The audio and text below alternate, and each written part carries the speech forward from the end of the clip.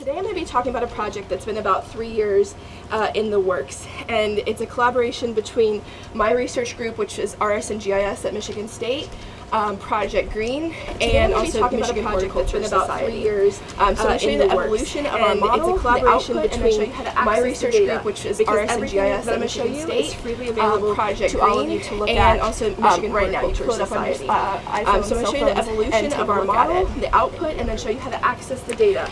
So my name is Erin Bunting. I'm director at a research group to all of you to Michigan State. But this project was a part of our whole staff, so a lot of people went in and helped with the work and with the data processing. So my name is Erin Bunting. I'm director at a research group RS and GIS at Michigan State. But this project was a part of our whole staff. So a lot of people went in and helped. We've not done juice grapes or any hybrids. We're talking about just vinifera in this instance. So the whole goal of what we were looking to do was develop a statewide. We started out with just our normal growing counties around Michigan. We've not done juice grapes or any hybrids. We're talking about just vinifera in this instance. Over the last few years, expanded growing it into the future. We started out with just our normal growing counties around Michigan, but give you a version of our model is for the whole entire state. Scale. So we've definitely over the last few years expanded immensely and provide you the data. And what we were looking to do was not just say where is the best places to grow, but give you the continuous scale of very high suitability to very low suitability, and provide you the data to show raster data. I'm going to talk a lot about the data here shortly. The data also results is like a multivariate project. So we brought in climate, so this environment, project landscape, uses soil. We really want really to high resolution raster about data. what. I'm going to talk a lot about the data here shortly.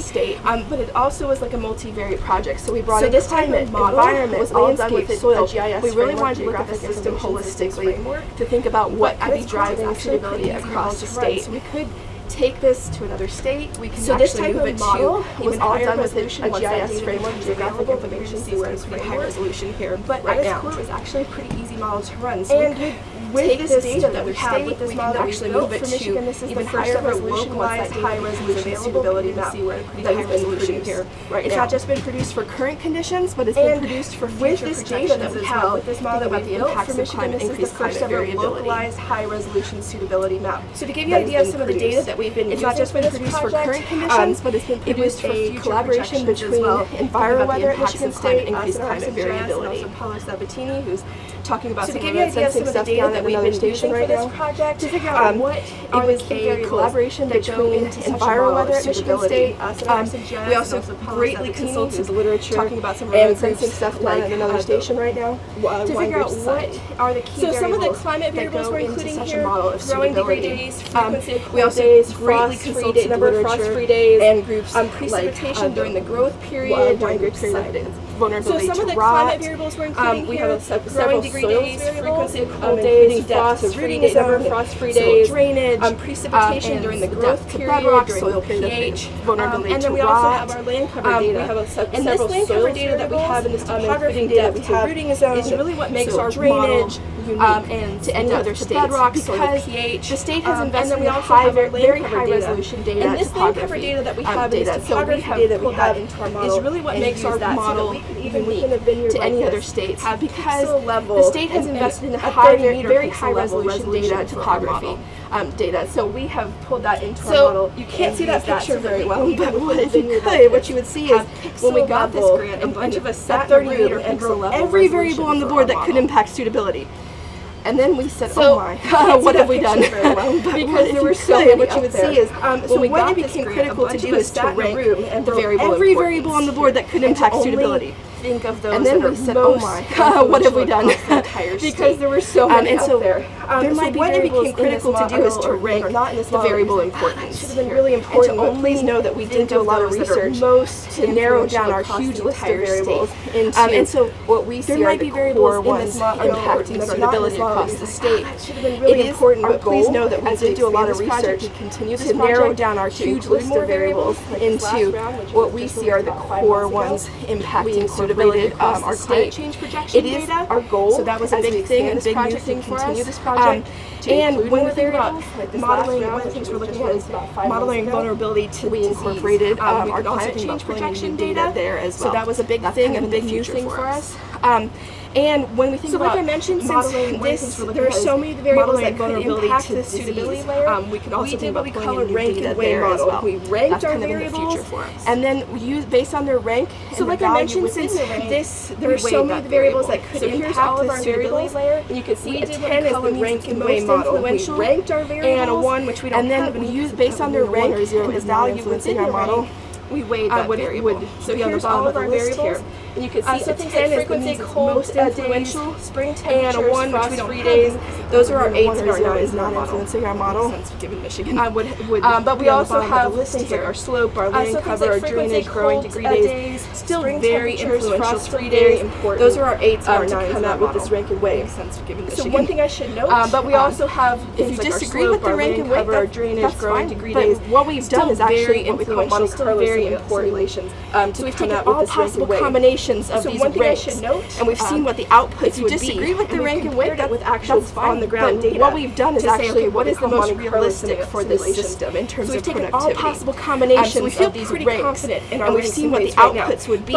Every vineyard has with actual on-the-ground data to say, okay, what is the most realistic for this system in terms of productivity. So we feel pretty confident in our ranks and weights right now. So but each variable as well, there's a weight differences. So, for instance, if we're talking about well-drained soil, that would be much more important to model than if an area was poorly drained soil. That would receive a 0 in our model, meaning we couldn't. There's no weight to grow there. So, for instance, if we're talking about well-drained soil, that would be much more important to model than if every variable, and then within each variable receive a 0 in our model, meaning we couldn't, the levels grow there. Or poorly drained soil, which we would just mask out. So I want to go through the topography data because we rank every variable, and then within each variable we weigh them according to in LiDAR data, the levels of importance. And that is, you send out a beam of energy, you measure the reflection of that energy back to you, different, and that can tell you vegetation height. And they did this at a very high resolution scale. It's 10 times more precise. You send out a beam of energy, you measure the reflection of that energy back to you, and that can tell you vegetation elevation. And they did this at a very high resolution scale. It's 10 times more precise than any previously available topographic data. This is areas at a very high resolution where air would puddle there. It's also where water would puddle. But we can talk about air and cool air in particular, where cold air would puddle. This is areas at a very high resolution where air would puddle there. It's also where water topographic data set, 10-meter elevation. We can talk about air and this is what was previously available for the state prior to about 3 years ago. And so this, if you look at, looks a bit coarse, but as we change over, topographic data set, 10-meter elevation with the light.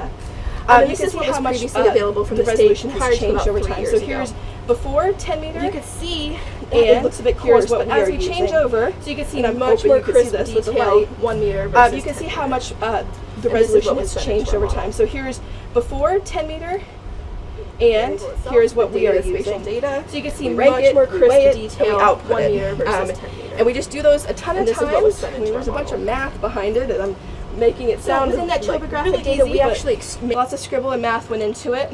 And once you do this over and over, this is what our final model ended up looking like.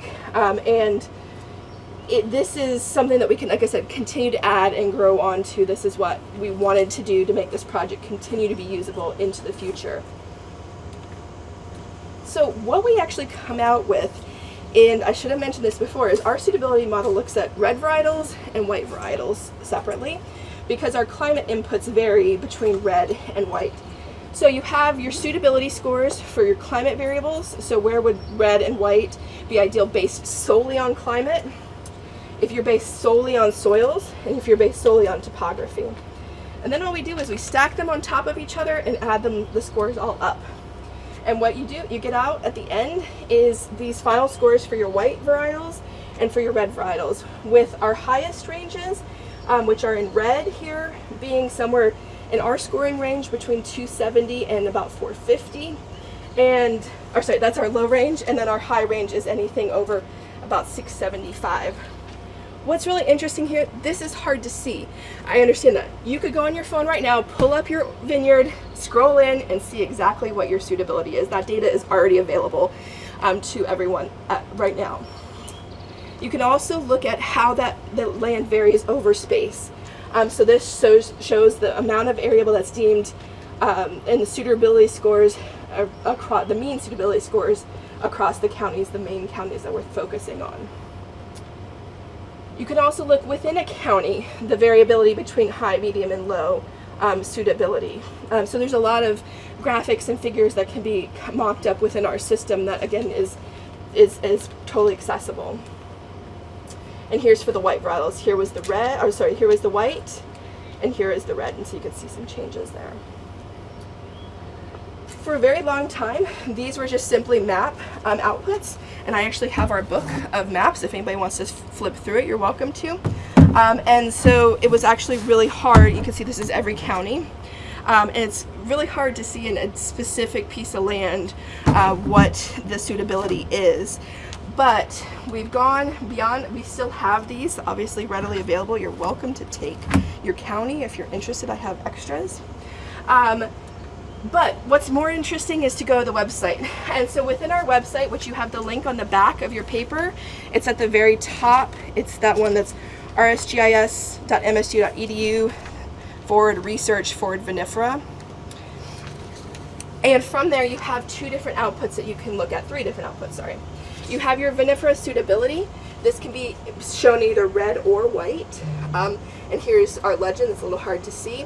Again, you can zoom in and out with the buttons on the side. You can turn on and off different layers.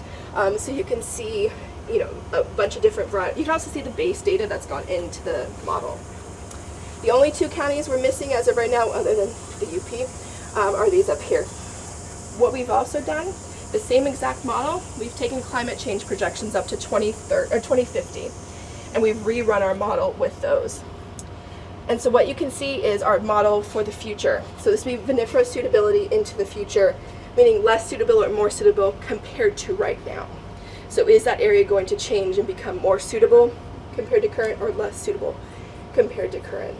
And this is brand new. This was released just about 5 months ago and added to our website. So we're still fine-tuning a little bit of this. You might see some modifications or updates coming through if you're interested in looking at it. So, we're right on time. So a few last things to thank our funders for this. I already mentioned the Horticulture Society. Ben Smith has been really huge in helping us get this project going and helping to foster the idea. Project Green at MSU.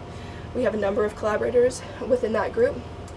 And I also want to thank those who are actually already using it. I was sitting over at lunch and I didn't know the two people who were sitting next to me, and they're like, you know, a year ago we saw this really cool presentation about this suitability map, and I'm sitting here just smiling to myself, and I was like, yeah, that presentation's going to happen again right here.